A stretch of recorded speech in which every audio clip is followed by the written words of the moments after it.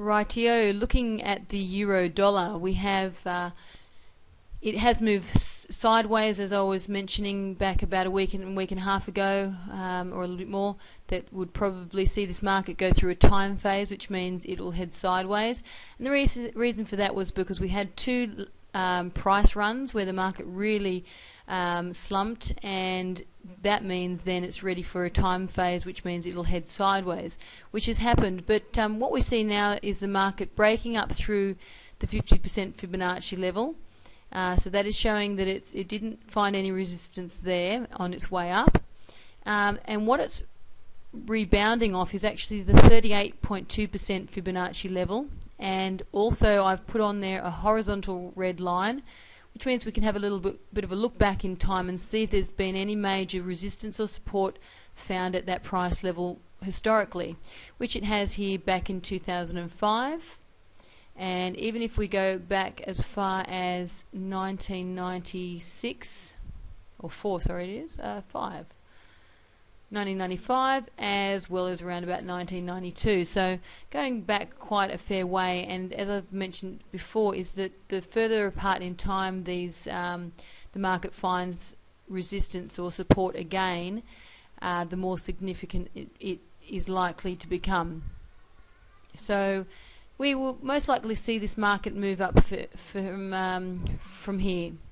The British pound, we looked at some more analysis last week, and where I mentioned that it was likely from this, there was quite a few things that looked or pointed towards this market likely to rally.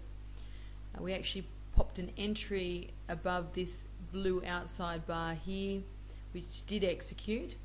I mentioned that the market would probably rally at least for the short term before over the medium term heading further south, because that particular trading cycle, the more dominant trading cycle, hadn't finished as yet. We're probably in around about the middle of that trading cycle as we speak.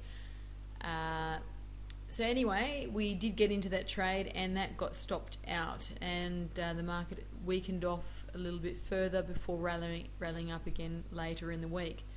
Now, this really just goes to show that although you can get the direction right, where through our analysis we were looking at support levels, reversal bars and candles, and actual cycles in time and things like that, where it showed to us that the higher probability is that the market was moving upwards.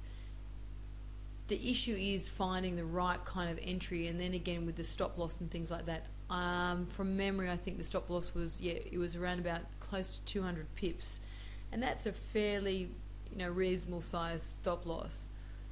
And it just goes to show that it really would have been nice to have had a really wide stop on this particular trade, as we would still be within the trade, as it's now moving into our direction.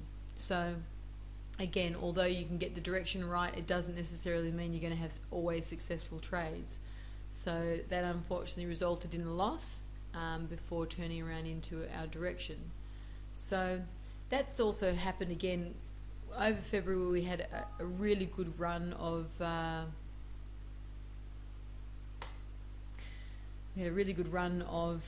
trades, putting some great pips on the board for that. Excuse me for this, my computer is changing a few things here. But then at the end of February we wiped a lot of that off there with just trades like this, which happened there where the direction was right. It was the same with, we had a short trade on the Canadian dollar here. We got into the market right about here, and it immediately turned around, stopped us out, rallied hard against us, and then dumped right into our direction. So we had the direction right, but the issue there was that it's just sometimes really hard to get a good stop loss placement on there, because you don't want it too wide so that you lose precious trading capital if it does go into the wrong direction. Same with the Aussie dollar. This to me looks like it's got more movement in the southward direction. We did have a long trade on this market here, and then as it pulled back harder than I expected, we looked at going short, hoping to ride this market further down. It has rallied up further, although it's starting to top out now. You can see the doji candles or bars, reversal bars there, and that's likely to head south, I believe. Looking at the yen, I've decided to stay right out of this market at the moment. It's got a lot of different support and resistance level, which it's bouncing off at the moment.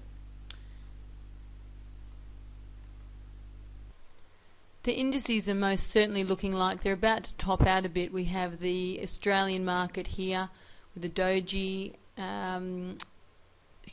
candle or bar here on the daily chart. So it's flattening out a little bit. Looks like there's a lot of indecision there in the market.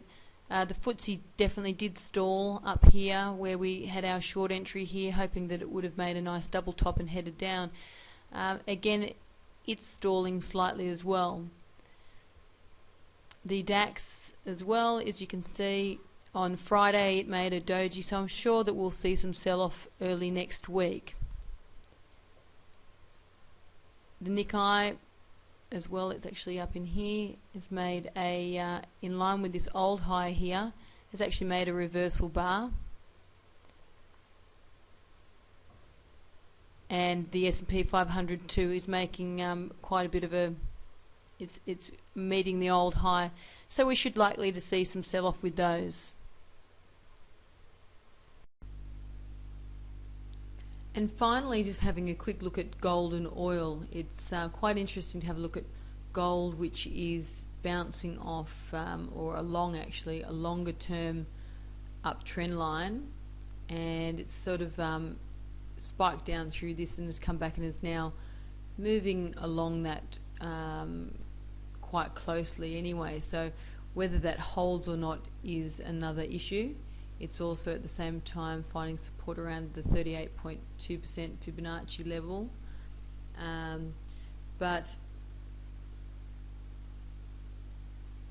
with regard to oil, have a look. This here looks like it's making a bit of a triple top, which is extremely bearish.